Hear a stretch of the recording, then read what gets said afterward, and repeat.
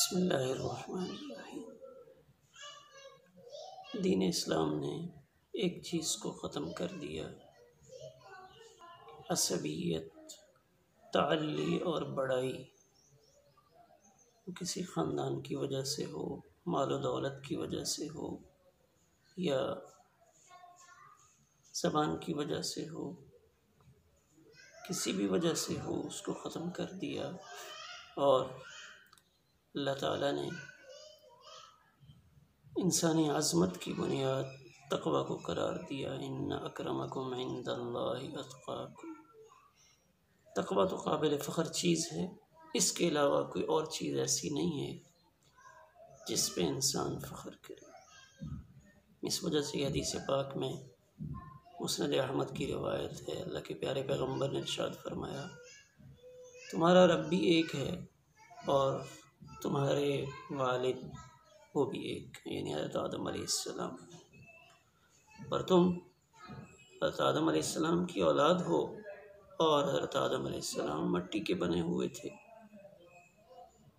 یہ روایت بھی احادیث مبارکہ میں موجود ہے۔ تو جب سب کا پروردگار ایک، سب کا باپ ایک، تو پھر بلا وجہ فخر کرنا یا اپنے آپ کو دوسرے سے اچھا سمجھنا، شاید اس کی گنجائش شریعت مطہرہ میں نہیں ہے۔ ہاں، تقوی کی بنیاد پہ اگر کوئی آگے بڑھا ہوا ہے تو وہ بہت اچھی بات ہے، وہ آگے بڑھ سکتا ہے۔ ایک غزوے میں جابر رضی اللہ تعالیٰ عنہ کی روایت ہے، انصار و مہاجرین یہ شریک تھے، اور کسی جگہ کوئی بات ہوئی تو مہاجرین میں سے ایک صحابی، انہوں نے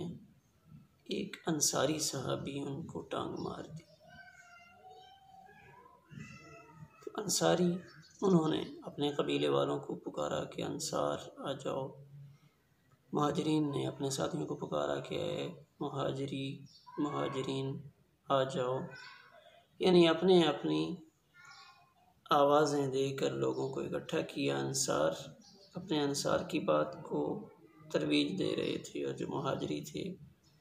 مہاجرین میں سے، وہ مہاجرین کو آواز دے رہے تھے۔ جناب رسول اللہ صلی اللہ علیہ وسلم کو جب پتہ چلا کہ بھئی ایسے ایسے ہوا ہے، تو آپ نے فرمایا چھوڑ دو، فَإِنَّهَا خَبِيثَةٌ، یہ تو بڑی گھٹیا چیز ہے کہ تم نے اپنی اس چیز کو بنیاد بنایا اور آپس میں الگ الگ ہو گئے، کہ ایک نے انصاریوں کو بلانا شروع کر دیا اور ایک نے مہاجرین کو بلانا شروع کر دیا۔ تو اس موقع پر آپ نے سختی سے منع فرمایا،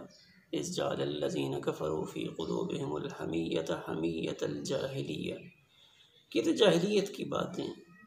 کہ جاہلیت میں ایسا ہوتا تھا کہ لوگ ایک دوسرے کے ساتھ اس وجہ سے لڑتے تھے۔ اگر آج ہمارے اندر بھی یہ چیز ہے کہ ہم بھی حق بات کو چھوڑ کر صرف اپنے قبیلے، اپنے خاندان، یا یہ چونکہ میرے شعبے کا ہے تو اس شعبے کی وجہ سے میں اس کا ساتھ دوں، چاہے وہ حق پر نہ ہو، وہ غلط ہو، تو یہ سب کچھ اسی عصبیت کے اندر آئے گا۔ جیسے آج ہمارے ہاں لسانیت کے اعتبار سے تعصب پایا جاتا ہے کہ یہ پنجابی ہے، یہ پشتون ہے، یہ سندھی ہے، یہ بلوچی ہے، یعنی یہ عصبیت لسانی ہو، زبان کی بنیاد پہ ہو یا قبائل کی بنیاد پہ ہو، اسلام نے اس کی نفی کی ہے اور اس کی جڑیں اکھیڑی ہیں۔ حضور صلی اللہ علیہ وسلم نے ارشاد فرمایا،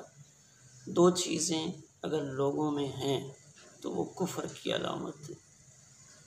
جن کے اندر اسلام پوری طرح نہیں آیا، ان کے اندر کفر کے کچھ نشانات یا کچھ علامتیں ابھی تک باقی ہیں۔ ایک الطعن فی النسب، نسب میں تانا زنی کرنا، کہ اچھا تو فلاں خاندان کا ہے،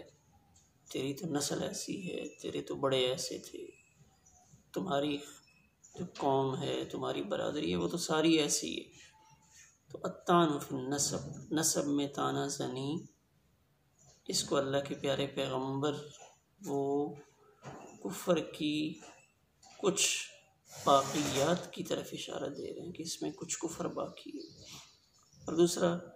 میت پہ نوحہ کرنا، کو فوت ہو جائے تو آنسو بہانے کی تو گنجائش ہے، لیکن نوحہ کرنا یہ بہت زیادہ خطرناک اور نقصان دہ ہے۔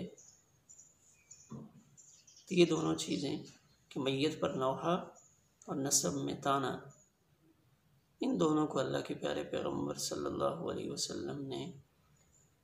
کفر کی علامات میں سے بتایا کہ یہ دو چیزیں کفر کی علامات میں سے ہیں۔ اور لیس منا من دعا الی عصبیۃ، اور آپ نے نفی فرمائی کہ وہ ہم میں سے نہیں ہیں جو اپنے اندر تعصب رکھے، عصبیت کی دعوت دے کہ چونکہ میں اس خاندان کا ہوں تو میں تو انہیں کی فیور میں چلوں گا، چاہے یہ حق پہ نہ ہوں۔ حق پر ہوں تو پھر تو ساتھ دینے میں کوئی حرج نہیں، لیکن ناحق اپنے قبیلے، برادری، قوم، کسی کا ساتھ دینا صرف اس وجہ سے کہ یہ میری برادری ہے، اس کو اللہ کے پیارے پیغمبر لیس منا کہہ کر اپنے سے خارج کر رہے ہیں۔ اور بخاری شریف میں یہ لیس منا من لطم الخدود وشق الجیوب ودعا بدعوی الجاہلیہ، ہم میں سے نہیں ہے جس نے لطم الخدود، اپنے رخساروں کو نوچا، اپنے گریبان کو پھاڑا، اور ودعا بدعوی الجاہلیہ، جاہلیت کی باتیں کی، یعنی جاہلیت میں اپنے خاندان پہ فخر ہوتا تھا، اپنے آبا و اجداد پہ فخر کرتے تھے کہ میرا باپ ایسے تھا اور میرا دادا ایسے تھا، ہمارے خاندان والے اتنے بہادر ہیں، ان کے اتنے مقتول ہیں، لڑائیوں میں اتنے لوگ مارے جا چکے ہیں، وہ لوگ اس پر فخر کرتے تھے۔ تو اللہ کے پیارے پیغمبر صلی اللہ علیہ وسلم نے اس سے منع فرمایا۔ اور کسی کو اس قسم کی چیز پہ عار دلانا، یہ زمانے جاہلیت کی بات ہے۔ حضرت ابو ذر رضی اللہ تعالیٰ عنہ نے ایک موقع پہ سیدنا بلال رضی اللہ تعالیٰ عنہ کو کسی وجہ سے ان کی ماں کی طرف نسبت کرتے ہوئے یہ کہہ دیا، یبن السوداء، اے سیاہ رنگ والی خاتون کے بیٹے، یبن السوداء، یہ جملہ بولا۔ حضور صلی اللہ علیہ وسلم بہت سخت ناراض ہوئے، حضرت ابو ذر غفاری رضی اللہ تعالیٰ عنہ پر بہت سخت ناراض ہوئے اور فرمایا، یا ابا ذر انک امر فیک جاہلیت، ابو ذر تم تو ایسے شخص ہو، تمہارے اندر ابھی تک جاہلیت کی بو آتی ہے، یعنی ابھی تک جہالت پائی جا رہی ہے، یعنی یہ تو جاہلیت کی باتیں تھیں کہ تم نے حضرت بلال کو ان کی ماں کی طرف نسبت کر کے پکارا۔ تو اس حدیث کی شرح میں شراح کہتے ہیں کہ جب انہیں یہ حضرت بلال رضی اللہ تعالیٰ عنہ کے بارے میں جملہ کہا اور آپ نے ناراضگی کا اظہار فرمایا،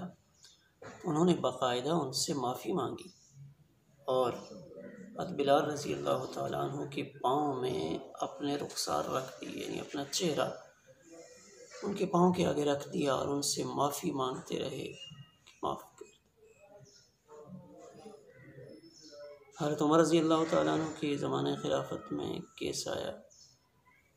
کہ حضرت عمر بن العاص رضی اللہ تعالیٰ عنہ کے بیٹے نے ایک موقع پہ گھوڑ دوڑ ہوئی تھی، تو عمر بن العاص رضی اللہ تعالیٰ عنہ کا بیٹا پیچھے رہ گیا، کسی اور آدمی کا گھوڑا وہ آگے نکل گیا تھا ریس میں، تو وہ چونکہ گورنر کا بیٹا تھا تو اس سے غصہ آیا، تو اس نے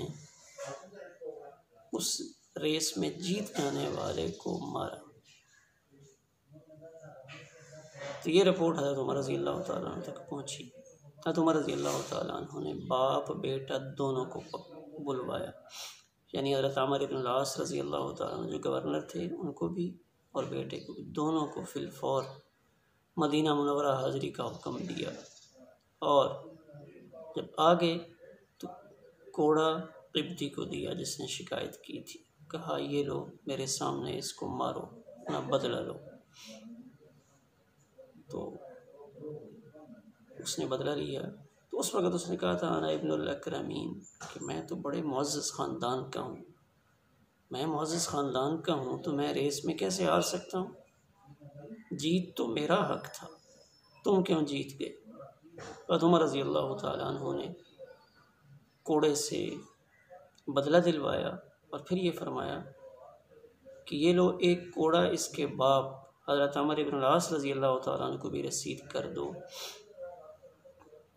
کیوں کہ ان کی وجہ سے بیٹے کو جرت ہوئی۔ تو اس نے کہا کہ نہیں میرا معاملہ تو بیٹے کے ساتھ تھا اور وہ ہو گیا۔ تو اس وقت حضرت عمر رضی اللہ تعالیٰ عنہ نے وہ تاریخی جملہ ارشاد فرمایا کہ اے عمر، تم نے لوگوں کو کب سے اپنا غلام بنا لیا ہے جب کہ ان کی ماؤں نے انہیں آزاد جانا، یہ تو آزاد ہیں، تم ان کے ساتھ غلاموں اور ملازمین جیسا سلوک کیوں کرتے ہو؟ یعنی تعصب کی بو چھلک رہی تھی کہ میں تو بڑے خاندان کا ہوں، میرا باپ گورنر ہے۔ حضرت عمر رضی اللہ تعالیٰ عنہ نے سختی کے ساتھ اس کی نفی فرمائی۔ تعصب نامناسب،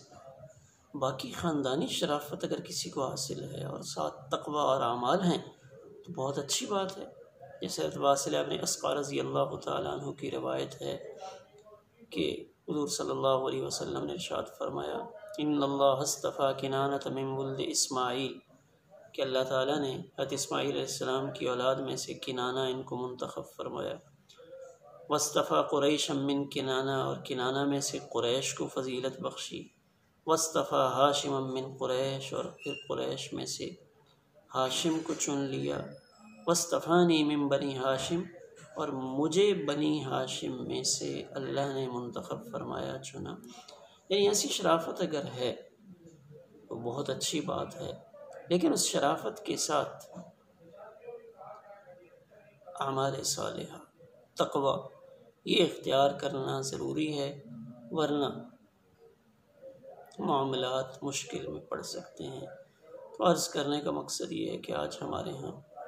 تعصب بہت زیادہ ہے خاندانی بنیادوں پہ، اور لوگ پیشے کو خاندان سمجھتے ہیں کہ آپ کون ہوتے ہیں، جہاں بیٹھیں یہی سوال ہوتا ہے، اچھا آپ کے بڑے کون سے تھے، کس خاندان سے تعلق رکھتے ہیں؟ بے شک قرآن پاک میں اس کا تذکرہ ہے کہ اللہ نے یہ قبائل اور یہ خاندان بنائے لتعارفوا وَجَعَلْنَاكُمْ شُعُوبًا وَقَبَائِلَ لِتَعَارَفُوا، بے شک پہچان کے لیے تو اس میں کوئی حرج نہیں، لیکن آگے اللہ نے فَإِنَّ أَكْرَمَكُمْ عِنْدَ اللَّهِ أَتْقَاكُمْ، لیکن آج صرف لوگ قبیلے خاندان کو باعث فخر سمجھتے ہیں کہ میں چونکہ اس فیملی سے تعلق رکھتا ہوں کہ ہماری فیملی بڑی معزز ہے۔ ایسا نہیں ہے، اسلام نے ان چیزوں کی نفی کی ہے۔ نسب، تبت یدا ابی لہب وتب ما اغنی عنہ مالہ وما کسب سیصلی نارا ذات لہب وامرأته حمالۃ الحطب فی جیدها حبل من مسد۔ نسب کی اس صورت میں نفی ہو گئی ہے کہ کوئی کتنا ہی قریبی تعلق کیوں نہ رکھتا ہو، نسب کتنا ہی اعلیٰ کیوں نہ ہو، اگر تقوی نہیں ہے تو پھر افضلیت کا حق اس سے نہیں پہنچتا۔ سیدنا بلال رضی اللہ تعالیٰ عنہ حبشی غلام، اور اللہ نے اسلام کی بنیاد پہ، تقوی کی بنیاد پہ وہ مقام دیا کہ جس وقت مکہ فتح ہوا